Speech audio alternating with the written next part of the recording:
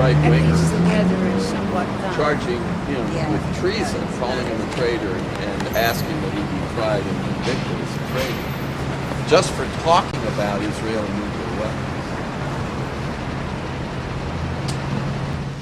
Henry, what big point are you making with this demonstration today? What we're trying to do is get people to call Senator Blumenthal and tell him to take his name off of a bill that he's co-sponsoring that really is a bill that is leading to war with Iran. After 34 years, the United States is finally having diplomatic discussions with Iran, and those discussions, we hope, will lead to an agreement between the United States and Iran that will reduce the tensions that have existed over the last very many years. And Senator Blumenthal has put his name, along with 58 other senators, both Democrats and Republicans, on a bill that would create more sanctions on Iran, even while the U.S. is talking with Iran. And so the president, and I think this is the right thing to do, the president is negotiating with Iran around Iran's nuclear program and around the sanctions that the U.S.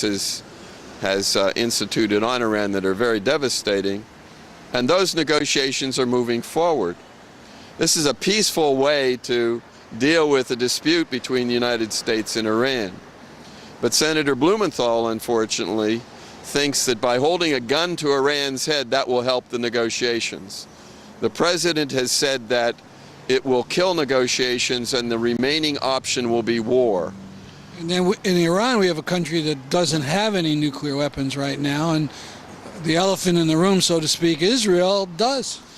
That is correct. It's not just Israel. There are two countries in the Middle East that have nuclear weapons. One of them is Israel, although it will not admit it, but the world knows it. And the other is the United States. The United States has nuclear-tipped missiles in Turkey, and it sends its nuclear navy around in the Persian Gulf, right off the shore, right off the coast of Iran, and elsewhere in the Middle East, with nuclear weapons. So what we're calling for, and what the United Nations is calling for, and what a recent conference in Haifa, Israel called for, is a nuclear weapons and a weapons of mass destruction free zone in the Middle East. There was supposed to be a conference to create such a zone in December of 2012, but the United States unilaterally canceled that conference. The UN has repeatedly called for that conference and called for a zone free of weapons of mass destruction.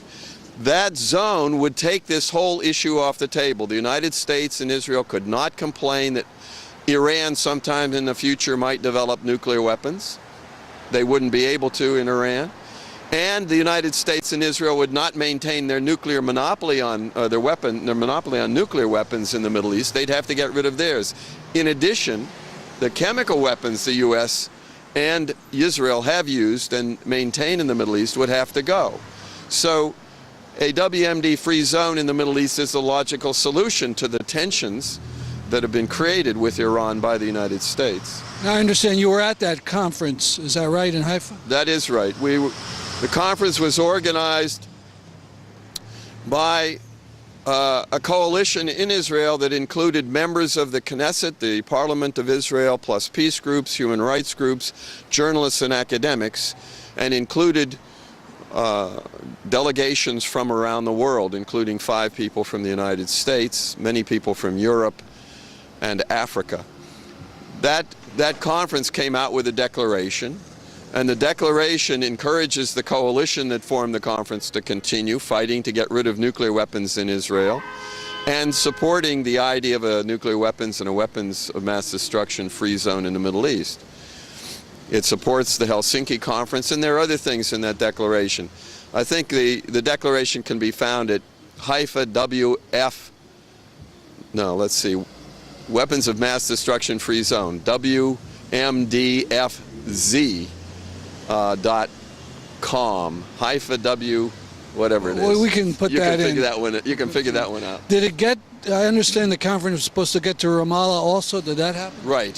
So because Palestinians are unable to enter Israel for the most part, except as day laborers, part of the conference was held in Ramallah. So 2 days of conference on a Thursday and Friday in Haifa, and the Saturday conference was held in Ramallah.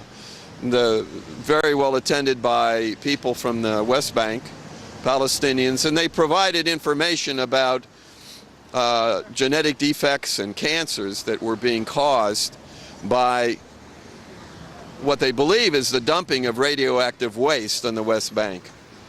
So it was a very interesting conference, and they're supporting the idea of getting rid of these weapons because the threat of war and the ongoing violence that exists between Israel and the Palestinians would be reduced if there were a weapons of mass destruction free zone, if Israel got rid of its nuclear weapons and its chemical weapons.